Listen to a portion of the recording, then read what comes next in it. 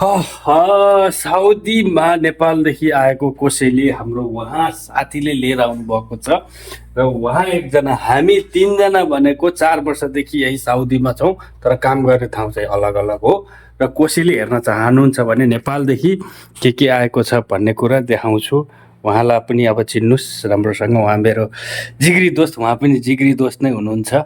र अब हाम्रो नेपालदेखि आएको कोसेली यहाँ अब खोल्नुहोस्, यसो बाहिरबाट मात्र देखाउँछु के छ कोसेली, नहाँस्नु होला। ल हेर्नुहोस्, दालमोड छ, साबुन छ, दालमोडले कति प्याकेट हुन्।